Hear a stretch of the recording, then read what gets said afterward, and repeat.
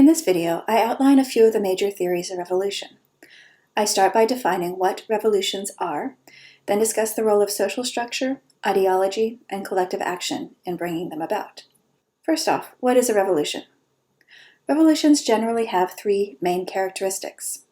They combine a popular uprising or protests with change in political institutions. They are, however, unique in that they result in widespread social change. Revolutions do not just change governments, but societies. Finally, revolutions involve violence, either by revolutionary forces or the former government, and often both. This makes revolutions more than popular protest and more than a transition to democracy. Scholars of revolution study the Russian Revolution or anti-colonial revolutions in Africa because they changed countries' political systems and social systems, redistributing economic resources from the former rulers to other social classes, or sometimes ethnic groups. Events like the American Revolution, as new and as influential as it was, or the post-communist transitions to democracy, don't often get counted as revolutions because they were too quote-unquote bourgeois. They changed political, but not social systems. There are many theories of why revolutions happen. Here I outline three main categories: structural, ideological, and collective action.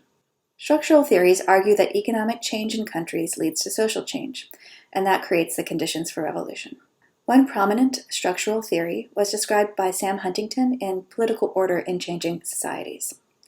He argued that economic modernization is destabilizing. It shifts the balance of power among social classes, increasing the urban or middle-class population, for example. And revolution can result when states do not use political institutions like parties and legislatures to integrate these new political actors and classes into the system. Tim Gurr in Why Men Rebel further modified this to focus on relative deprivation. When growth leads to inequality, those on the losing end will protest. Structural theories are, however, most associated with Theda Skocpol and her book, States and Social Revolution. She argues that economic change is actually insufficient to cause revolution. Revolutions also require a weak military, and this is usually following a defeat in an interstate war. They also require divisions within the political elite. Lower-class revolts alone, according to her theory, are insufficient because they lack organizational resources and can be easily repressed by the security services. So Huntington and Gurr focus primarily on the sources of grievance among new social classes, while Skocpol argues revolutions require grievance plus organization and opportunity.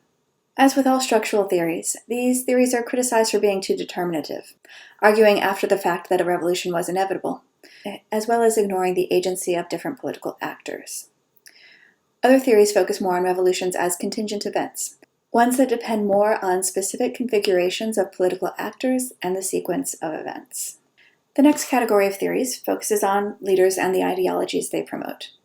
Skocpol describes these theories as theories that leaders can quote-unquote make revolutions, that revolution can be successful because it is a deliberate strategy of the vanguard, whether we're talking about Lenin in Russia, Mao in China, Castro in Cuba, or Khomeini in Iran. Jack Goldstone, in his literature review of revolutionary theory, focuses on the role of leaders and ideologies as contributing factors to a revolution, arguing that effective leaders are those who are best able to take advantage of revolutionary conditions. The reason we see so many strong leaders at the head of revolutions is because of a selection effect. The ones that win are the ones who are able to do this best, and the ones who fail don't get studied. Leaders and the ideologies they espouse tend to work best when they are based in culturally resonant frameworks, when they build on and modify traditional views rather than completely contradicting. They also gain additional ground when the prior government has upended these traditional views. I'm not saying here that ideological revolutions are conservative, quite the contrary, but that successful ones adopt cultural symbols that expand their appeal across social and political classes. The writings of Ali Shariati in Iran provide a good example of this. He combined Islam and Marxist ideologies in a way that appealed both to religious conservatives and to economic radicals. A final set of theory focuses on how protests organize and grow. Theories of collective action and revolutions can be grouped into three subcategories: theories based on information, those based on resource management, and those that focus on elite coalitions. Information-based theories focus on how crowds communicate and grow. Whether news is shared by word of mouth or the internet, or even cassette tapes as during the Iranian Revolution, Effective communication can lead to the rapid growth of protests from a small group of students or radicals into a multi-class coalition. Resource-based theories are most prominently associated with Sidney Tarrow and his book, Power in Movement. The idea is that social movements require different types of resources, whether they are ideological, numerical, or organizational, in order to succeed.